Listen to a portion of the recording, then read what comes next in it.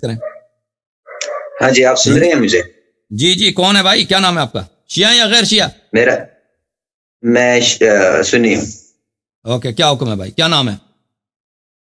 میرا نام ہے عامل احمد صوفی. صوفی صاحب، کیا حکم ہے بھائی؟ بات کریں. جی ہاں، کچھ سوال کرنے تھے، آپ جواب دے دیں. جی سر، بات کریں. سب سے پہلا سوال یہ ہے کہ جو شیعہ ہے اور سنی ہے تو یہ تو تب سے چلے آ رہے ہیں، اپنا اپنا موقف ہے. لیکن جو آپ جیسے لوگ، برا نہیں ماننا، پہلے بات پوری سننا.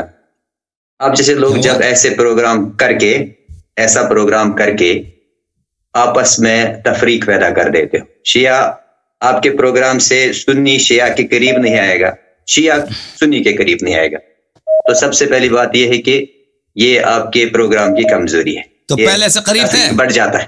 تو پہلے قریب تھے میرے آنے سے پہلے، میرے آنے سے پہلے بڑے قریب تھے. اس سے پہلے آپ سن لیجئے. ہنسنا نہیں ہے، یہ جوکنگ کا مسئلہ نہیں ہے، اسلام کی بات چل رہی ہے. آپ جوک کر رہے ہیں. ہم دیکھیں بھائی صاحب، وقت ضائع نہ کریں، وقت ضائع نہ کریں کہ آپ ادھر آ کے تفرقہ ڈالتے ہیں. یہ سب ان باتوں کا ہم جواب جو ہے نا، اتنی گھٹیا بات ہے کہ اس کا جواب ہم آپ کو گفتگو کا لائق ہی نہیں سمجھتے.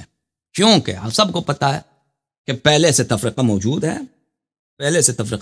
شیعہ مذہب کے خلاف بہت تبلیغات بہت شدید ہیں، اور آپ شیعہ تھے، آپ جھوٹ کہہ رہے ہیں کہ آپ عمریہ ہیں.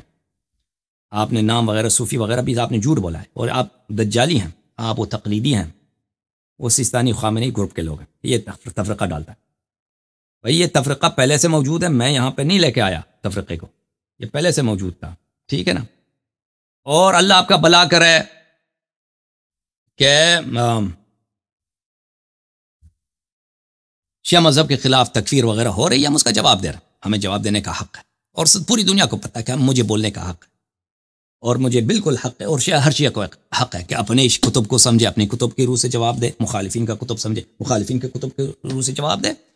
اگر یہ بات غلط ہے تو تم سیستانی بلوچستانی وغیرہ کہہ دو، ان کو کہہ دو، وہ جواب دے دے، میں ساکت ہو جاتا ہوں.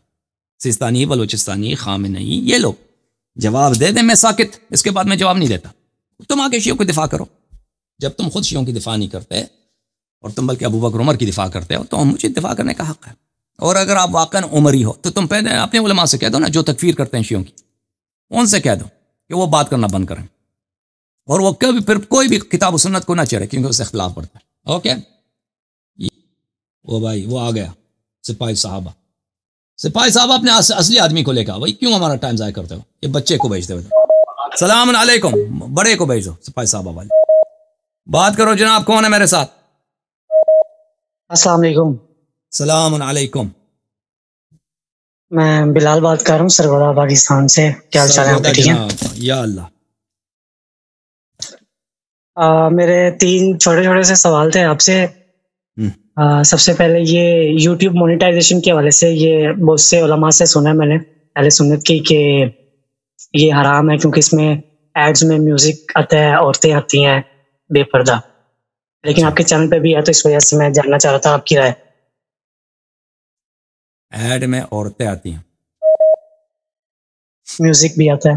ہاں، تو وہ علماء وہ یوٹیوب دیکھتے ہیں نہیں دیکھتے بھائی؟ وہ خود نہیں، اس کی کمائی کھانا کیسا؟ دیکھیں، ابھی مجھے اس طرح کسی نے پوچھا نہیں آج تک کہ اس میں جی وہ مثلاً وہ کسی چیز کا ایڈ دیتے ہیں، لیکن وہ کانٹینٹ کی مناسبت سے وہاں پہ ایڈ رکھتے ہیں. ٹھیک ہے نا؟ وہ پروگرام جو بھی رکھتے ہیں، وہ آپ سے ایک ٹائم مثلاً 30 سیکنڈ 20 سیکنڈ 15 سیکنڈ آپ کے ویڈیو کا وہ ادھار لے لیتے ہیں. اس میں وہ اپنی طرف سے کچھ ڈالتے ہیں. ٹھیک ہے نا؟ وہ وقت لے لیتے ہیں. اب ایک غیر مسلم عورت اگر وہ آتی ہے، اپنے صورت دکھاتی ہے، اس کے بال نظر آتے ہیں، تو یہ مثلاً اگر آپ آپ کا دکان ہے، وہاں پہ آپ اس دکان کو کرایہ دے دیں، وہاں پہ ایک عورت جو پردہ نہیں کرتی وہاں پہ کام کرے، تو کوئی آدمی کہتا ہے کہ یہ دکان اس طرح کرایہ دے تو یہ حرام ہے؟ میں نہیں سمجھتا کہ اس طرح کوئی حرمت ہے. ٹھیک ہے نا؟ اگر کافر عورت کا جہاں تک تعلق ہے، کافر عورت کے بال اگر وہ اپنی بال دکھاتی ہے، تو ہم اہل بیت علیہ السلام کی روایات میں یہ ہے کہ آپ اس کی طرف دیکھ سکتے ہیں. لیکن یہ ہے کہ آپ اس کو اس کو شہوت کی نظر سے نہیں دیکھ سکتے.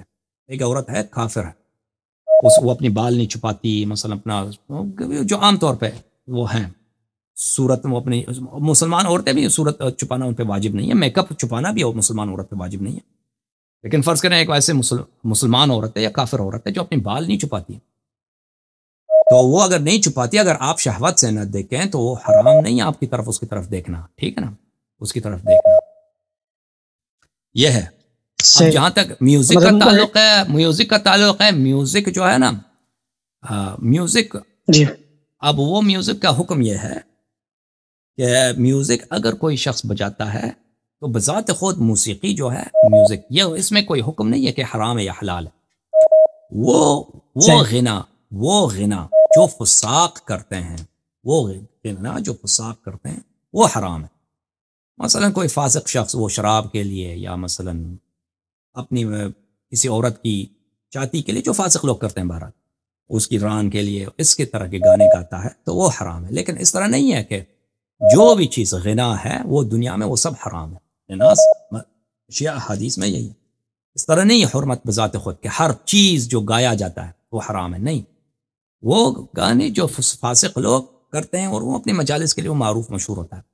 ابھی اس وقت جو وہ وقت لیتے ہیں ہم سے, اس وقت میں وہ گانا گاتے ہیں نہیں گاتے مجھے نہیں معلوم, گانا گاتے ہیں نہیں گاتے, وہ عام طور پہ ایڈورٹائزمنٹ ہوتی ہے.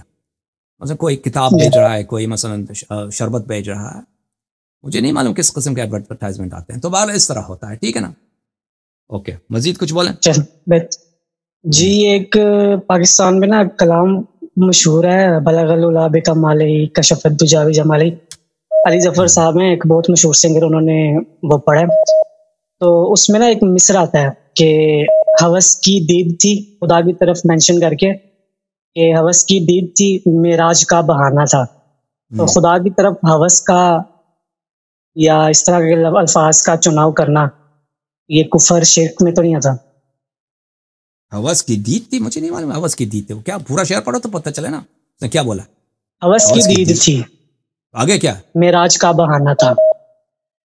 ہوس کی دید تھی, معراج بہانہ تھا. ہاں, معراج بہانہ. دیکھنا چاہتے ہیں ہوس تھی کہ علیہ السلام کو اللہ تعالیٰ رسول پاک صلی اللہ علیہ وسلم کی ملاقات کرنا چاہتا تھا اور معراج ایک بہانہ تھا. نہیں, یہ باتیں جو ہے نا یہ شعراء کے تخیلات ہیں, ان کو آپ لفظی معنوں میں نہ لیں. شاعر جو ہے نا اکثر شعراء, وہ شعراء جو الفاظ بولتے ہیں وہ تحت اللفظی اس کا ترجمہ نہ کریں. جیسے اردو زبان میں کہتے ہیں میں نے اس کے ناک میں دم کر دیا. اب آپ نے اس کے دم بولنا پھونکنے کو بولتے ہیں نا, اس نے دم, پانی پہ دم کرو, میں نے پانی پہ دم کیا, یعنی میں نے پانی پہ پھونکا. اب آپ کہہ دو میں نے اس کے ناک پہ دم کیا, اس کا مطلب یہ تو نہیں کہ آپ جا کے اس کے ناک میں اپنا منہ لگا کے آپ نے پھونکا, یعنی اس کا مطلب تنگ کرنا. یہ شعراء بھی جو اشعار کہتے ہیں یعنی کہتے ہیں تعریف ہے, یہ مجد ہے. اس کا جو ہے آپ لفظی ترجمہ ہمیشہ نہ لیا کریں کہ اس کا منظور یہی ہے. اللہ تعالیٰ جب تک رسول پاک صلی اللہ علیہ وسلم زمین میں بھی تھے, اللہ تعالیٰ ان کو دیکھ رہا تھا, ٹھیک ہے نا, عرش میں بھی گئے تو دیکھا ہوا ہے. تو اس طرح کہنا مثلا وہ تحت اللفظی ترجمہ نہ کریں. اوکے, اللہ تعالیٰ بہرحال احسان کرنا چاہتے تھے رسول پاک صلی اللہ علیہ وسلم پر, ان کا درجہ بلند کرنا چاہتے تھے, اور جو بھی حکمت ہے اللہ تعالیٰ کرنا چاہتا تھا. تو یہ جو اشعار ہے شعراء کا, یہ وہ خود ذمہ دار انہی سے پوچھو. اوکے, تھینک یو میرے بھائی. اور ان کا آپ جو ہے میں جہاں تک شعر کا تعلق ہے, شعر میں یہ نہیں ہوتا کہ ہمیشہ اس کا تحت اللفظی ترجمہ وہی میننگ اس کا منظور ہو. بہت دفعہ لوگ جو ہے نا وہ پھنس جاتے ہیں معنوں میں, اور بہت دفعہ ان کا منظور وہی ہوتا ہے جو الفاظ ہوتے ہیں. بہرحال وہ بولنے والے کے دل میں ہوتا ہے, ٹھیک ہے نا. اللہ تعالیٰ کا جو پیغمبر صلی اللہ علیہ وسلم کا دیدار سے وہ محروم نہیں تھا. اللہ زمین پہ بھی تھا تو دیدار تھی, آسمان پہ ہے, جہاں بھی جائیں وہ کوئی بھی شخص اللہ کے دید سے ایک لمحے کے لیے مخفی نہیں ہوتا. بس اللہ تعالیٰ حبیب صلی اللہ علیہ وآلہ وسلم کو ایسے درجات دیے ہیں جو کسی کو نہیں دیے. اوکے